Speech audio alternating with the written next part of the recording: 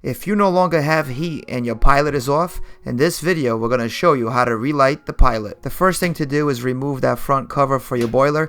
Your boiler might be a little bit different, your cover might be a little bit different, but we have to remove it in order to get to the gas valve. Here you can see my gas valve is currently turned to pilot. Your knob might be set to on, but regardless where your knob is, we're going to have to turn it to off in order to relight the pilot. At this point, you should be able to see the pilot through the access hole. You can see my access hole. This round circle here is actually closed. But what I'm going to do here is I'm actually going to remove the whole burner panel, and that's going to give us more visibility. And I'm doing this for the video. But if you see your pilot through the access hole here, you don't have to remove this whole panel. I'm only doing this for the video so we can see the pilot a little bit better and how I light it. There should be a small access on this panel that will let you get to the pilot. So removing this whole thing is optional. I'm only doing this for the video. Again, on this panel there should be a little access hole that lets you get to the pilot itself. Here you can see what the pilot looks like, and that's the pilot right there. That's what we're going to go ahead and light. Now, one very important thing before you relight this pilot is to make sure that your thermostat is set to off. That's very important. Make sure it's not calling for heat.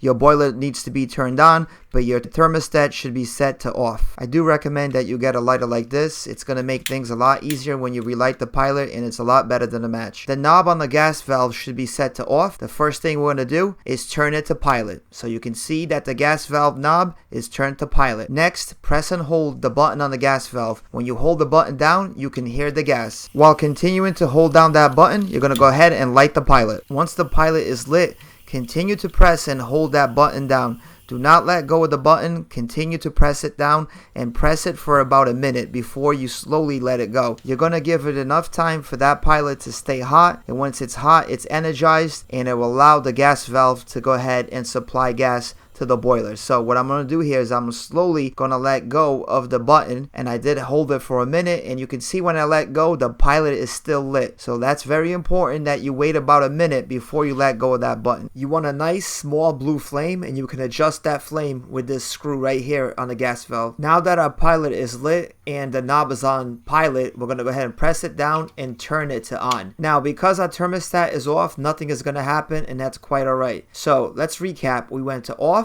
to pilot, we pressed the button down, we lit the pilot, and then we moved it to on.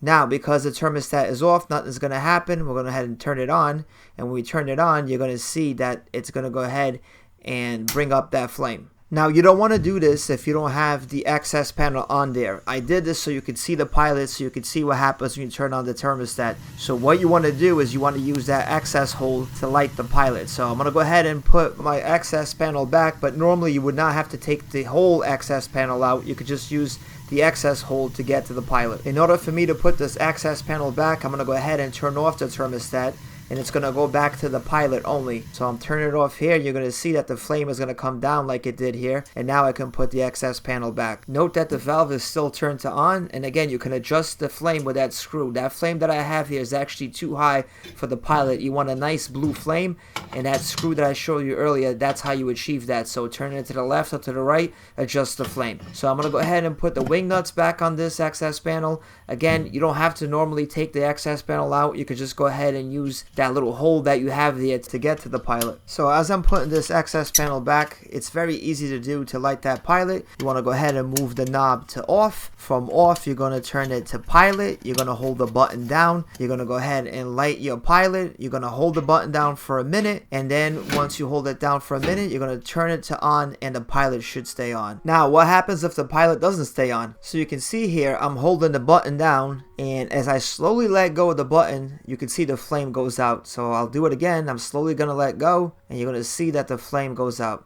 So when this happens, you really have a couple of choices. You can go ahead and try to sand the tip of the pilot, and you can use that with some light sandpaper like I have here, or some steel wool, and then you can go ahead and try to relight the pilot and see if it works.